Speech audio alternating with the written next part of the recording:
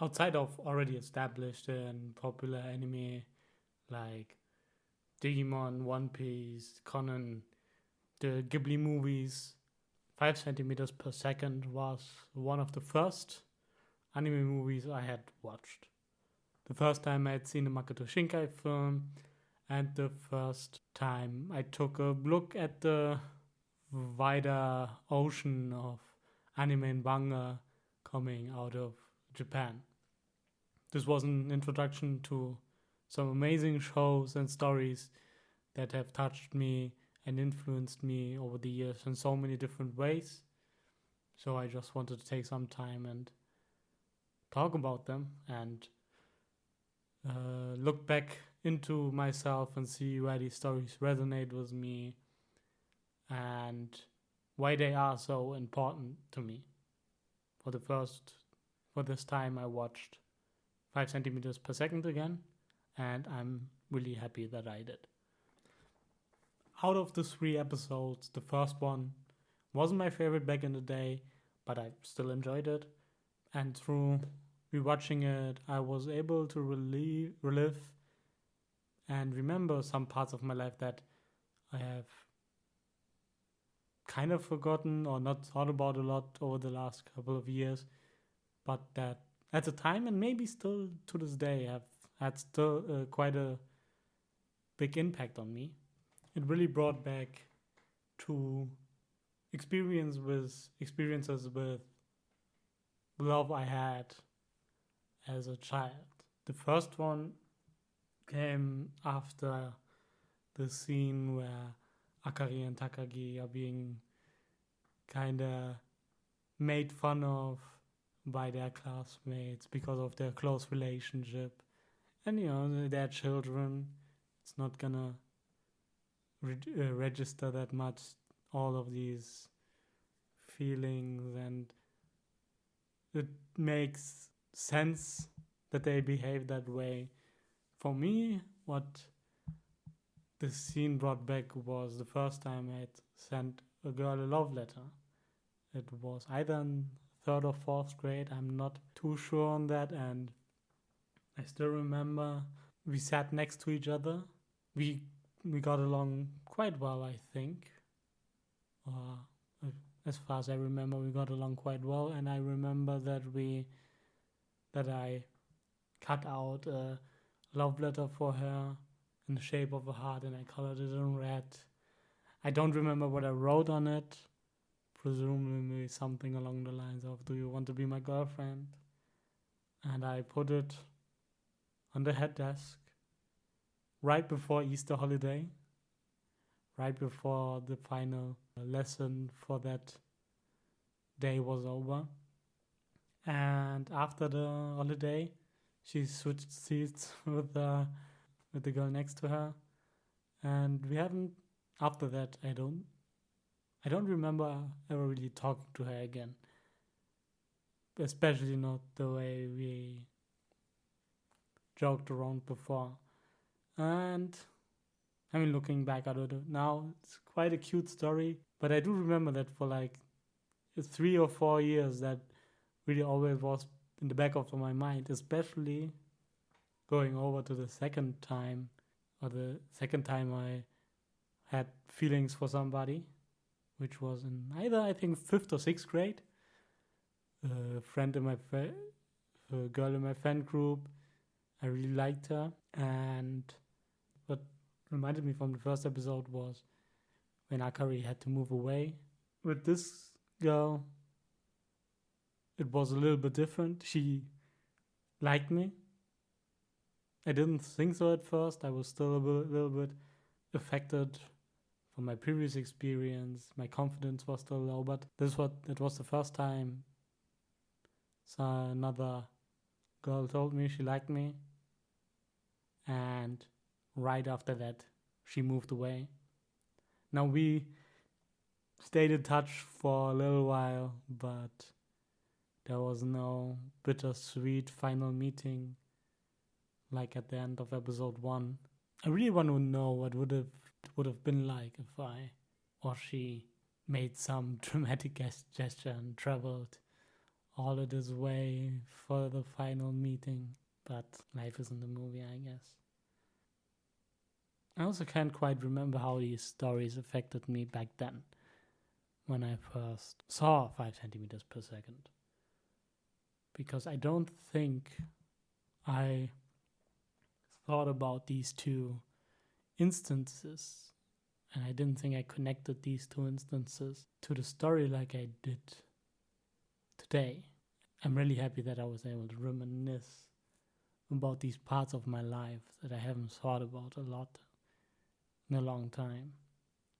They may have been painful memories back in the day, but now they're just, I think, cute little stories. Episode 2 is my favorite episode out of the 3, and it also comes with my favorite character, Kane. Back then I could identify with her struggle through her episode, getting frustrated because she couldn't surf anymore, not being able to convey her feelings for Takagi, and struggling with her future, her plans for the future, not knowing what she wants to do. All of these were problems that kept me sometimes up at night back then, kind of still do today. Some even have gotten worse, I think.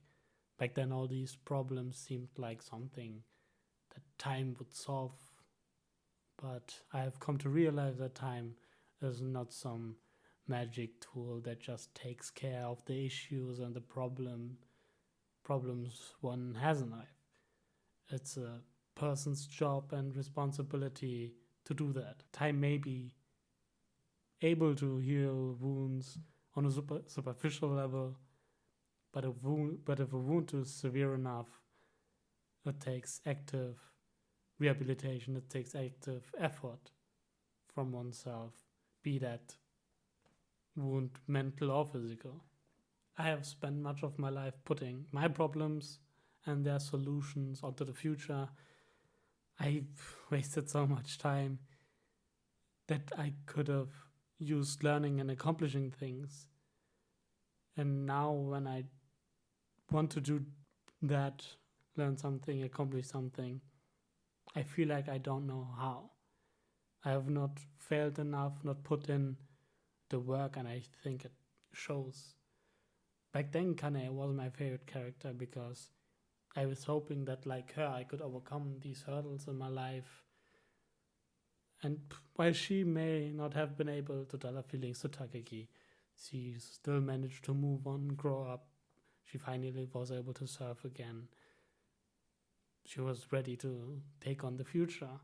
And now that I'm older, she's still my favorite character after watching it again. But it also showed me clear signs of my shortcomings in life. Takagi in the 3rd episode really reminds me of myself.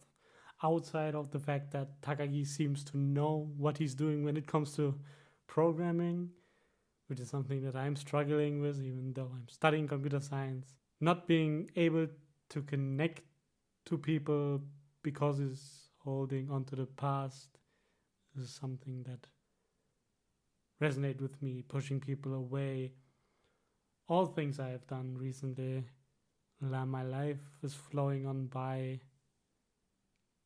getting devoured by time. I can almost grab the next part of my life, the next step, but I'm afraid to take that next step. I don't know if I can succeed there. Distance myself from people I like and who I know like me, because I feel like more of a burden in the long run than an enhancement to other people. And Takagi and his girlfriend break up because their hearts could not move closer together. He was still stuck in the past, and I don't know where I'm stuck. Some part of me stuck in the past, another stuck in my room and in the now and with my thoughts. And then another part is afraid of my future, running away, putting roadblocks in my own way, sabotaging myself. He at the end at least seems to have taken the next step. I read the ending, or I watched the ending as him starting to break free from his past, finally letting Akari go after all this time. For me, this moment hasn't happened yet. And I can't continue to hope that time is going to provide that. I need to find a way to achieve this on my own. There's just two small things I want to talk about. One is just the sound in general. I really love the way the dialogue is realized in here. I love the way it sounds. Just like Ghibli movies, older movies, TV shows, it feels like real dialogue and not movie dialogue. And I don't want to have that come off as me bashing movie dialogue. Everything has its place. I just, for this specifically, I really like the way it was done. I like all the foliage and ambient sounds. There's not a big soundtrack except for the final song. And those stuff that is in really fits well. It's amazing work. And the last thing I want to talk about is One More Time, One More Chance. The final song of the movie. And as soon as I heard the song for the first time, I downloaded it, put it on my phone. It went on my playlist as soon as I got a Spotify account. Nowadays I don't listen to it every day anymore, but for a while I did, and if I make it that deep in my playlist, I always listen to it. I never skip it. I repeat it 1 or 2 times maybe, and I just think about the past and all the feelings that this song invokes for me. It's just a song that makes me feel good anytime I listen to it, and I can recommend it to anybody. All in all, thank you for listening to me talking about myself with the help of a movie, and I hope I'll see you next time.